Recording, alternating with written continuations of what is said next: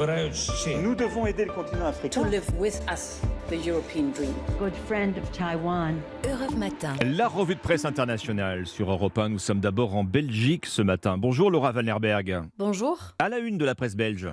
L'arrêt définitif du réacteur nucléaire de Tihange 2 après 40 ans de service. Le deuxième à être déconnecté du réseau en Belgique et le premier à l'être en Wallonie, rappelle le journal Le Soir. Un dossier politiquement très sensible. Plus d'une centaine de personnes se sont réunies hier pour appeler à l'annulation de cette décision. Et parmi elles, des élus de partis de droite prêts à déployer des méthodes offensives pour permettre sa prolongation, comme le rapporte La Dernière Heure. De la folie dans le contexte actuel, déplore le leader des nationalistes flamands dans la presse. Mais malgré cette agitation, Tihange 2 ne devrait jamais redémarrer, dit de son côté le journal La Libre Belgique.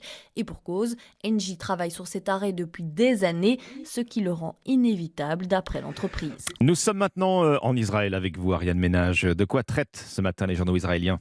De la très controversée réforme de la justice. Elle prévoit de donner plus de pouvoir aux élus, moins aux magistrats, rappelle le Jérusalem Post.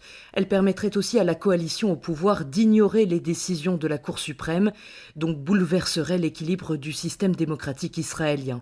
En déplacement dans la région, le chef de la diplomatie américaine y a d'ailleurs fait allusion avec insistance.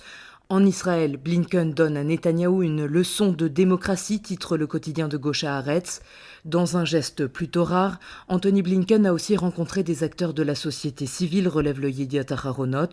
Depuis un mois, des manifestations contre cette réforme rassemblent des dizaines de milliers d'Israéliens. Mardi, les employés du secteur de la high-tech étaient à nouveau dans la rue. Une dernière étape au Maroc avec vous, Alexandre Blanc. De quoi parle ce matin la presse marocaine ? De la réunion de haut niveau entre le Maroc et l'Espagne. Elle commence aujourd'hui, se tient dans la capitale marocaine jusqu'à demain. Un événement très attendu, souligne le quotidien Le Matin. La rencontre, qui se déroule pour la première fois depuis 2015, doit en effet permettre aux deux pays d'entamer une nouvelle phase de leurs relations. La délégation espagnole comprend une douzaine de ministres, le chef du gouvernement, des chefs d'entreprise également, avec des opportunités de coopération dans les énergies renouvelables, l'agriculture, les infrastructures et le tourisme, détaille le journal L'Opinion.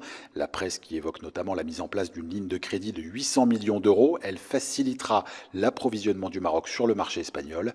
Les journaux qui rappellent ici que Madrid a été l'an passé le premier fournisseur et client du Maroc, loin devant la France. Merci Alexandre Blanc, merci à nos correspondants. 6h53, bonjour et bienvenue si vous nous rejoignez sur Europe 1, mercredi 1er février, au lendemain d'une nouvelle journée contre la réforme des retraites avec une mobilisation en hausse. 2 nouvelles journées d'action la semaine prochaine. Restez avec nous.